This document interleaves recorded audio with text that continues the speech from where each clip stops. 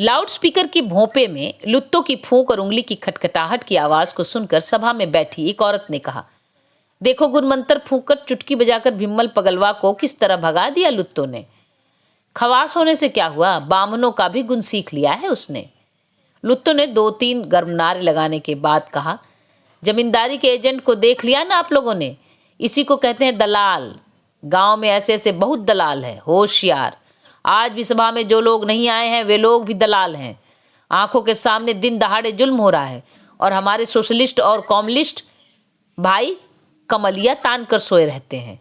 अभी भी जिन्हें देखना हो जाकर देख सकते हैं। परानपुर स्टेशन पर आमों के 50 टोकरे पार्सल से पटना, भागलपुर, हजारीबाग भेजे जा रहे हैं। जरा विचार कर देखिए, परानपुर के बाग का आम परानपुर के एक बच्चे को भी नसीब में नहीं, और कानपुर की कोकलाबाई और हजारीबाग की क्या नाम है, बेगम हजारा, तो पटने की मेमिन के नाम पार्सल पर पार्सल भेजे जा रहे हैं। सो भी ट्रेन से नहीं, पूर्णिया से हवाई जहाज से उड़ेंगे आम के टोकरे। जरा गौर से सोचिए, परानपुर के आदमी ने कभी टब टब तक नहीं देखा, और साला आम क्या नाम रखा है, एलोप्रम से उड़ता है। देखिए भला, जुल्म की हद होती है। हाँ हाँ हाँ हाँ, आम के टोकरे हवैया जहाज से उड़े, अन्याय बात है। आदमी से बढ़कर साला आम का टोकरा हो गया। अंधेर कर रहे हैं जित्तन बाबू। लुत्तों ने चुनौती के शब्द निकालने से पहले अपनी मुट्ठी बांध ली, फिर मुंह में ऐंठती हुई बोली निकाली, याद रखिए, शिवचरण के दादा परदादा ने आम के बगीचों की मालीगिरी की है या नहीं? कानूनन शिवचरण आधीदार ही नहीं, बगीचे का असल मालिक है। ठीक है, माली नहीं, असल मालिक है। चेतावनी दी लुत्तों ने आम जनता को, हाथ की उंगली दिखाकर। इस बदचलन आदमी से होशियार। गांव के सीधे साधे भाइयों सावधान, अपनी बहू बेटियों की इज्जत खतरे में है। क्या आप चाहते हैं कि शहर से हरकाया हुआ एक कुत्ता? लुत्तो बाबू जरा गुस्सा कंट्रोल, प्रेसिडेंट साहब ने दबी हुई आवाज में कहा।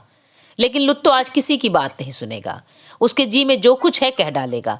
वीरभद्र बाबू ने भी आंख की कनखी दी। चलाए चलो। गरुड़ ध्वज झा पत्थर का दांत चमकाकर हंसा, और रोशन बिश्वा ने जीभ से ओट चाट कर देखा लुत्तो की ओर। उस दिन से बाग वाली घटना के बाद से जनता में लुत्तो की इज्जत कम घटी है। फिर मिसिर के बेटे को दागने के लिए ही तो वह कांग्रेस में आया है। बोली से हो चाहे गोली से, वह भी दागेगा। इस आदमी के बाप के बारे में दुनिया जहान को मालूम है कि कितना बड़ा बदमाश आदमी था। बदमाश का बेटा बदमाश ही नहीं, नंबर ही बदमाश होकर शहर से आया है।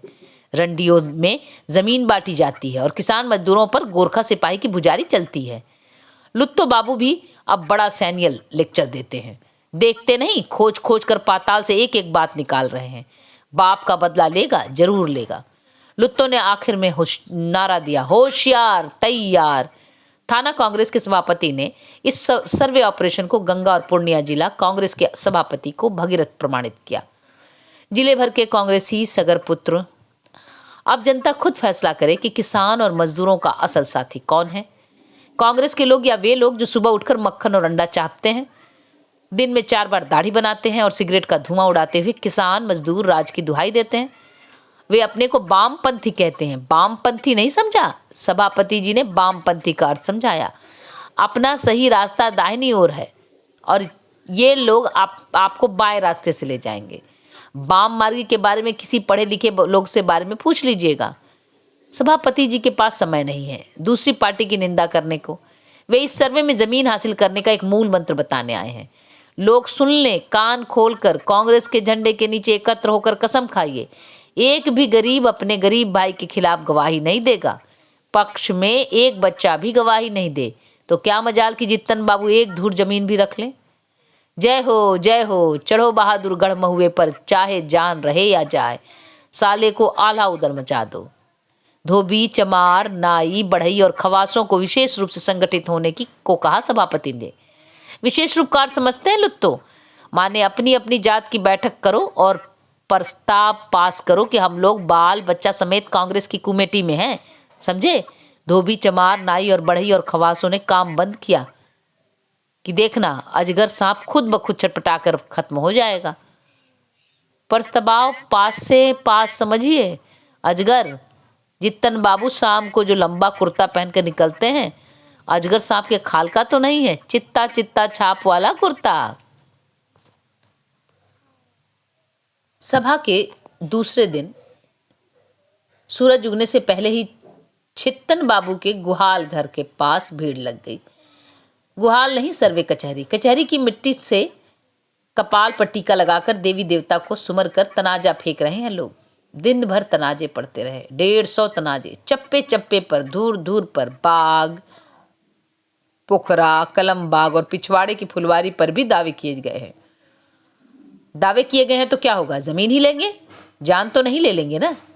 ताजमनी कहती है गंगा काकी से, और नाई धोबी बंद कर जित्तन बाबू का क्या बिगाड़ेंगे, जिसके बाप को सारे तिरहुत के ब्राह्मणों ने मिलकर आजाद कर दिया, अभी तक जाति में नहीं लिया तो क्या हुआ। गंगा काकी समझाने आई थी ताजमनी को। गंगा काकी जानती है ताजमनी मीठी बोली से ही बश मानती है। काकी की आंखें छलछला गई। बेटी ताजू, सिर्फ जमीन की बात रहती तो क्या बात थी, कहते हैं हुए कलेजा सहस्र को टुकड़े हो रहा है। क्या? ताजमनी के मुखमंडल पर भय की हल्की छाया दिखलाई पड़ी। हाँ बेटी, लुट तो नहीं छोड़ेगा, अब वह भी बहुत पावर वाला आदमी हो गया है, वो अपने बाप का बदला लेगा, छोड़ेगा नहीं, देख लेना। गंगा काकी ने आंखों को आंचल से पोंछ लिया। देने को तो तनाजा मैंने भी दिया है, जमीन लेकर भाग तो नहीं जाऊंगी, लेकिन जित्तन बाबू के चेहरे को देखकर तो कलेजा फट जाता है। काकी रोती क्यों हो? ताजमनी के चेहरे पर अब जरा भी काली छाया नहीं थी। लुत्तो यदि दुलारी दाय वाली जमीन पर लेकर बाप का बदला लेना चाहता है तो ले बदला। जमीन भी लेगा और जान भी। गंगा ने खखार कर गला साफ किया।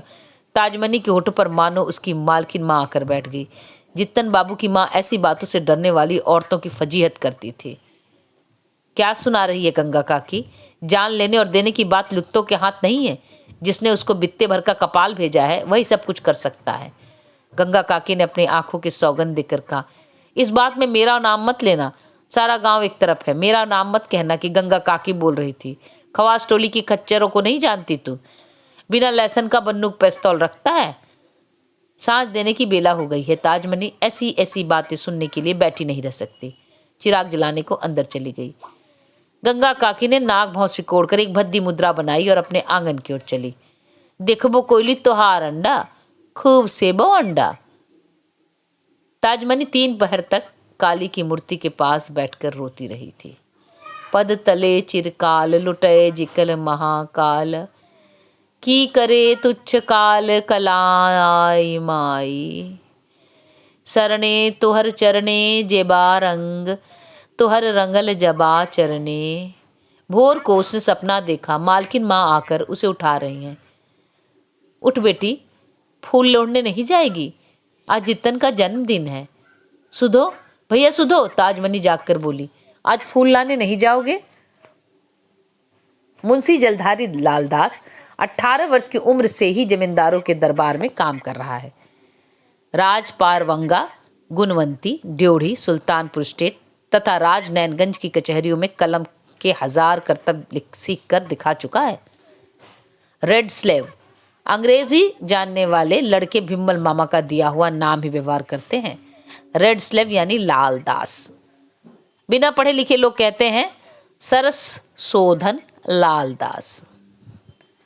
जिस कचहरी में रहा उसका सब कुछ शोध लिया, इसका भी शोधेगा। सिर्फ 5 रुपए माहवार पाने वाले इस कलमजीवी ने जिस वफादारी से अपने मालिकों का काम किया है वह इस युग में दुर्लभ है। 60 साल से ज्यादा उम्र, लहीम सहीम देह, सांवला रंग, नाटा कद और खिचड़ी दाढ़ी मूछ वाली सूरत पर भेद भरी मुस्कुराहट हमेशा खेलती रहती है। दोनों कानों पर सफेद बालों के घुंघराले गुच्छे, गर्दन पर दांत के बड़े बड़े चकत्ते और तांबुल रंजित काले दांत। कागज लिखते समय जलधारी लालदास कान के बालों को बार बार चुटकी से पकड़े तो समझो कि किसी रैयत का हक हड़पा जा रहा है। दांत के चकत्तों को आंखें बंद करके कलम के पिछले हिस्से से खुजलाते हुए कानूनी दाव पेच सुलझाता है, और हठात मुस्कुराए तो समझो मन ही मन कह रहा है हा हा हा वो मारा। परानपुर स्टेट के संस्थापक शिवेंद्र मिश्र एक दुख को कफन में लपेट कर गए। पत्नीदार के पत्नीदार ही रह गए। माँ तारा पत्नी, खुद कास्ट करने वाला छोटा जमींदार पत्नीदार। छी, मरते समय उन्हें अपनी छोटी सी हैसियत पर लाज हो आई थी। मुंशी जलधारी लाल ने इसी पत्नी शब्द के बल पर प्रांतीय सरकार के रेवेन्यू डिपार्टमेंट की आंखों में धूल झोंकी। सन 1937 की कांग्रेस मिनिस्ट्री के समय ही उसने सारे स्टेट को 13 टुकड़ों में बांटकर छोड़ दिया। इस बार जमींदारी उन्मूलन के समय बड़े बड़े हाकिम सिर पटक कर रह गए, लेकिन मुंशी जलधारी लाल की कलम की मार और मार की बारीकी को वे नहीं पकड़ सके। परानपुर स्टेट बेदाग बच गया। इससे छोटी हैसियत के जमींदारों की जमींदारी चली गई। सर्वे की आंधी में इसे बचाना असंभव है। फिर भी मुंशी जलधारी लाल दास अपनी जान रहते अपनी कलम की लाज तो नहीं जाने देगा। पिछले 10-11 वर्षों से उसने एकमात्र मालिक होकर स्टेट को चलाया है। कागज कलम के अलावा खेती गृहस्थी में भी निपुण है मुंशी। उसकी कीमत सिर्फ जित्तन बाबू ही जानते हैं और जित्तन बाबू के सिवा यह बात कोई नहीं जानता कि मुंशी जलधारी लाल दास छद्म बधिर हैं। राम पखारन सिंह भी नहीं। दास जी, सुना है आपने एक एक चप्पे जमीन पर तनाजा दिया है। देने दीजिए सरकार, आप सिर्फ बैठे रहिए, सब ठीक हो जाएगा। जलधारी लाल दास धीमी आवाज में पूछता है। सरकार का जी कैसा है? ठीक है, क्या काम है? जित्तन बाबू ने पूछा। आप कुछ पूछना चाहते हैं? मुंशी जलधारी दास ने अपनी मिर्जाई के पॉकेट से एक मुड़ा हुआ अखबार निकालकर जित्तन बाबू के सामने रख दिया। हुआ सवेरा। मेमने की खाल के अंदर खूंखार भेड़िया। हिटलर मर गया लेकिन उसकी औलाद जिंदा है। परानपुर गांव के हजारों किसानों के गले पर छुरी। हुआ सवेरा प्रांत का प्रमुख गालीबाज साप्ताहिक पत्र है। साल में जिसके 2 या 3 अंक ही निकलते हैं। प्रांतीय चीफ मिनिस्टर से लेकर अदना बस कंडक्टर की घर की भद्दी कहानियां छापकर उसके संपादक ने नाम कमाया है। लोग उसके नाम से आतंकित रहते हैं। दर्जनों मुकदमे दीवानी और फौजदारी कचहरियों में चल रही है, किंतु इन मुकदमों से भी संपादक हुआ सवेरा को लाभ ही होता है। पिछले साल उसके संपादक ने टेलीफोन विभाग के सुपरिटेंडेंट मिस्टर नारायणन से कहा था, कृपया टेलीफोन का 200 रुपया आप चुका दें। मिस्टर नारायणन की समझ में कोई बात नहीं आई। वे न तो हुआ सवेरा पत्र को जानते थे और न उसके एडिटर इन चीफ श्री निडर पटनिया से उनकी जान पहचान थी। निडर जी ने अकड़ कर कहा, 1 2 3 मैं कहता हूं, पीछे दोष मत दीजिएगा मिस्टर नारायणन। मिस्टर नारायणन ने झल्ला कर रिसीवर रख दिया और डायरेक्टरी खोलकर देखा। हुआ सवेरा, संपादक श्री निडर पटनिया। उन्हें आश्चर्य हुआ, एक पत्र का संपादक ऐसी गैर जिम्मेदारी की बातें कैसे कर सकता है। उन्होंने अपने असिस्टेंट को बुलाकर पूछा, मामला क्या है? पूछताछ के बाद मालूम हुआ ट्रंकाल के पूरे 550 रुपये का बिल उनके नाम बकाया है। नोटिस दिया गया है। दूसरे ही दिन हुआ सवेरा का हॉकर चिल्लाता हुआ निकला, पढ़िए पढ़िए, शराब के नशे में धुत कुमारी नारायणन मेजरबाग में पड़ी पाई गई, पढ़िए पढ़िए। मिस नारायणन ने महिला कॉलेज के उत्सव में भरतनाट्यम प्रस्तुत कर जो प्रसिद्धि प्राप्त की थी, उसे हुआ सवेरा के एक ही अंक ने मिट्टी में मिला दिया। समाचार में कहा गया था, मिस साहिबा के कपड़े फटे थे, बाल अस्त व्यस्त थे, लगता है उसके किसी प्रेमी ने रात्रि विहार। मिस्टर नारायणन ने नौकरी छोड़ दी। उन्होंने देखा हुआ सवेरा के संपादक से सभी भय खाते हैं और फैलाई गई खबर पर लोग अविश्वास करना नहीं चाहते। श्री निडर पटनिया अपनी जुबान के पक्के हैं। 1,500 रुपया लेकर उसने दूसरे अंक के एक कोने में प्रकाशित कर दिया, पिछले सप्ताह मेजर बाग में बेहोश पड़ी लड़की का नाम मिस नारायणन नहीं था, मिस राय है। पाठक सुधार कर पढ़े। जित्तन बाबू अच्छी तरह जानते हैं हुआ सवेरा वालों को। उन्होंने पढ़ना शुरू किया। यह आदमी पटना में, बिहार की राजधानी में भी रह चुका है। पटना के संभ्रांत परिवार की लड़कियां आज भी अपनी बर्बाद जिंदगी ढो रही हैं। राजनीति, साहित्य तथा पत्रकारिता को बारी बारी से कलंकित करने के बाद यह आदमी गांव के पवित्र दामन को कलंकित करने आ पहुंचा है। वेश्याओं और बदमाशों के जरिए भले घर की भोली भाली लड़कियों को अपने बंगले पर लाना और गुलछर्रे उड़ाना, यही एकमात्र पेशा है इसका। गांव की जनता त्राही त्राही कर रही है। जित्तन बाबू का चेहरा लाल हो गया। उन्होंने मुंशी जलधारी दास को ओर देखा। मुंशी ने मुस्कुरा कहा, अभी छपा नहीं है, अखबार का आदमी आया हुआ है, कहता है जित्तन बाबू यदि चाहें तो खबर नहीं छपेगी। कहाँ है वह आदमी? वह तो फारबिसगंज डाक बंगले में है, स्टेशन बाजार से में मुझे मिला। क्या कहता है, कितना रुपया मांगता है? जितन बाबू ने अधीर होकर पूछा। उसने कुछ बताया तो नहीं, लेकिन मेरा जहां तक अंदाजा है 1000-1200। एक कौड़ी भी नहीं, कानी कौड़ी भी नहीं, जितन बाबू उत्तेजित होकर बोले। मैं चाहता हूं यह समाचार प्रकाशित हो। मुंशी जलधारी लाल मुंह देखने लगे। जितन बाबू ने कहा, ब्लैकमेल का मतलब समझते हैं आप? जी नहीं, पंजाब मेल, बंबई मेल का नाम तो सुना है, लेकिन जितन बाबू हंस पड़े, बोले भिम्मल मामा से पूछ लीजिएगा, और याद रहे एक कौड़ी भी नहीं। वह यहाँ आएगा? जी नहीं, मैंने बहुत कहा कि सरकार से मिलकर सब तय कर लीजिए, मगर उसने लापरवाही से जवाब दिया, जिसको मिलना हो फारबिसगंज डाक बंगले में आकर मिले। मुंशी जलधारी ने गर्दन पर दांत खुजलाते हुए कहा, हुजूर ये लोग तो बस टुकड़े चाहते हैं। मेरी राय है कि कुछ ले देकर इनका मुंह बंद कर देना। मुंशी जी, कल के मुकदमे की नत्थी दे जाइए। अभी दे जाता हूं, जलधारी लाल ने मुस्कुराकर कहा। प्रसन्न वदन जलधारी लाल ने देखा, बम भोलेनाथ को बात लगी है। पहले तो रोज कहते थे, दास जी मुझे माफ कीजिए, मैं भीख मांग कर खाऊंगा, पेड़ के तले सोऊंगा, मुझे नहीं चाहिए जमीन, मैं इस गांव में एक दिन भी नहीं रहना चाहता। होए होए दास बाबू, साहब आपको फिर बुलाता है, दिल बहादुर ने पीछे से आवाज दी। दास जी, छबीला की बेवा आकर रो रही है। कितनी जमीन है उसके पास? हुजूर, छबीला की बेवा को कम मत समझिए, 1000 बार कहा कि तनाजा मत दे जमीन पे, तुमको रसीद काट दूंगा। अब तिरिया चरित्र पसारे फिरती है, उसको कबूल कर लीजिए। छबीला जिंदगी भर स्टेट की नौकरी करते करते मरा है, क्या हर्ज है? हर्ज तो कुछ नहीं है सरकार, तब बात यह है कि छबीला की जमीन उसकी बेवा नहीं, लुत्तों का चाचा लेना चाहता है। छबीला की बहू को तो बेकार खड़ा किया गया है, फर्जी। जो भी हो, मैं चाहता हूँ, ठीक है, कबूल कर लिया जाएगा। मुंशी जलधारी लाल दांत खुजलाने लगा। जितन बाबू ने कहा, अब आप जा सकते हैं। जितन बाबू कुछ